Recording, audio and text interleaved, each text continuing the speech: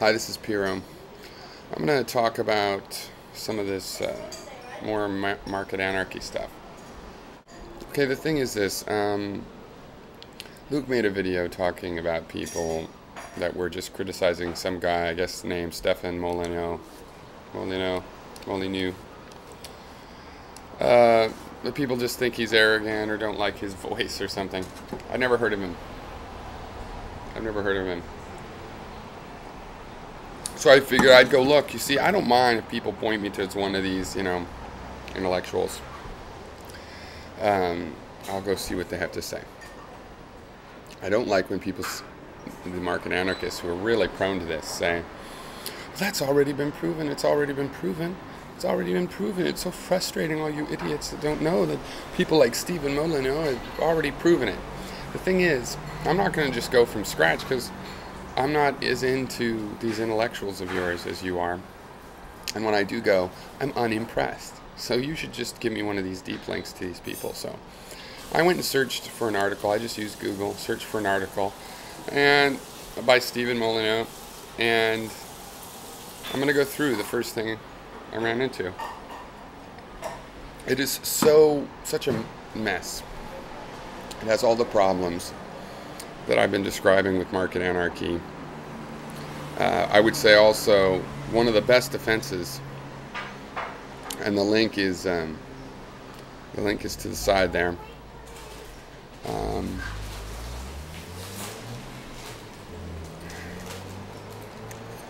Best defense of this essay is to tell me he didn't really write it. So the link's over there. You can tell me if he really wrote it or not. That would be the best defense.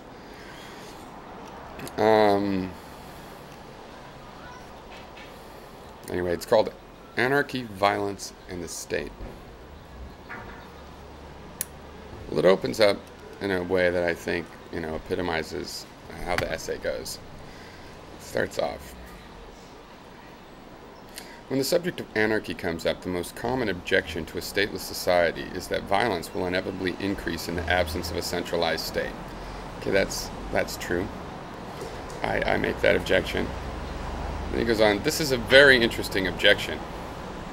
Very interesting. And seems to arise from people who have imbibed a large amount of propaganda about the nature and role of the state. That basically is his thesis here, is that if you disagree with him, it's due to propaganda. It seems hard to imagine that this conclusion could ever be reached by reasoning from first principles, as we shall see below. This mention of first principles here is notable because I think it's symptomatic of a massive misunderstanding among anarcho-capitalist types about what logic is and what objective reasoning is. The thing isn't with logic, you could see one of my videos on this, okay? But logic always is of the form, if A, then B. You don't have A proven. If you go and prove A by saying like, well, if X, Y, Z, then A, then X, Y, Z are not yet proven. No matter how many times you do that, you're going to have unproven first principles. So, unless you think everybody's going to have the same principles, you can't think logic is going to get you to the same conclusions. Okay, he goes on. Talks about risk. Points out that people will buy lottery tickets because the risk is low, even though it's almost certain the risk, it's a low amount that they're asked to pay for a very high reward. So he talks about how risk and reward balance. I think it's funny he starts off with a lottery example because, of course, as we know, the lottery is not statistically smart to gamble in. But people do. Isn't that funny? So there you go right there. Irrational choices. He says there are several circumstances under which violence will tend to increase rather than decrease, and interestingly enough, a centralized state creates and exacerbates all such circumstances. These are the kind of bold assertions that will go unproven, but he does attempt to go through what these circumstances are. The first one is risk. He tries to say that A stick-up man may inadvertently, this is a quote, run up against a judo expert and find the tables turned very quickly, while a hacker siphoning off funds electronically faces no such risk. That, I think, is obviously bullshit. It's very easy to track the risk of being a hacker, but maybe he just doesn't know what the risks are involved with that. It's much easier to get away with your crime if you put all your risk into that momentary face-off. He says that those interested in taking property by force will gravitate towards situations where the risk of retaliations are lower. Yeah, and this is one reason I don't trust market anarchy, because the risk of retaliation without a justice system is very low for those that have any amount of property.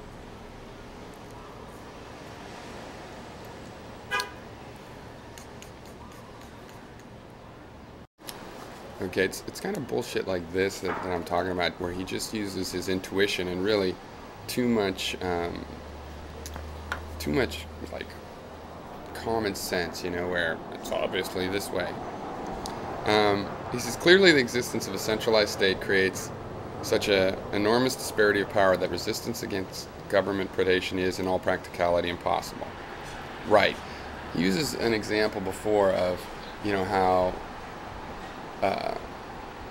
5 tough guys trying to rob a weak guy are going to have a better chance and are more likely to try than one weak guy trying to mug 5 strong guys. Well, the point of the government is to have those 5 strong guys in the service of, you know, of the public. So that's the point, is that you're not supposed to be able to resist the government, and its predations are a matter of corruption. Its predation is defined as corruption. There's something you can do about it. There's something clearly wrong with it. In a private world, it's not always considered wrong. The predation is considered a healthy competition. And he says in that same paragraph, the last sentence in it is, a man can either stand up to or move away from the mafia, but can do almost nothing to oppose expansions of state power. What? You can't possibly believe that. A man can always just stand up to or move away from the mafia. The mafia will kill a member of your family, and then you can move away. That's acceptable. You can stand up or move away. You can get out of the way. We can get out of the way of the government too. You say, well, they still have jurisdiction. You could go to another country or go to some island where they can't find you. I mean, yeah, it's not a very good option, but neither is standing up to the mafia. No, most people cannot stand up to the mafia. He says, we can see the existence of a centralized state creates the following problems in regards to violence. The use of violence tends to increase when the risk of using that violence decreases. I agree. The risk of using violence tends to decrease as the disparity of power increases. Also, so the use of violence is going to decrease if the people that want to do violence have a lot less power than those that do. There's no greater disparity of power than between a citizen and his government. Right, so it's the least likely situation where that citizen is going to be violent. So you can focus all your efforts on the government not being violent, because it's either that or try to focus on 6 billion people, each one trying to make sure that they don't have a disparity of power if they want to use force on others. And then 4, this isn't even a... 4th is a conclusion, not really a proper bullet point in that list, but he says, therefore, there is no better way to increase the use of violence than to create a centralized political state. Well, no, there's no way to use violence than create a centralized violent political state under your control. The problem is that's turned out to be very difficult.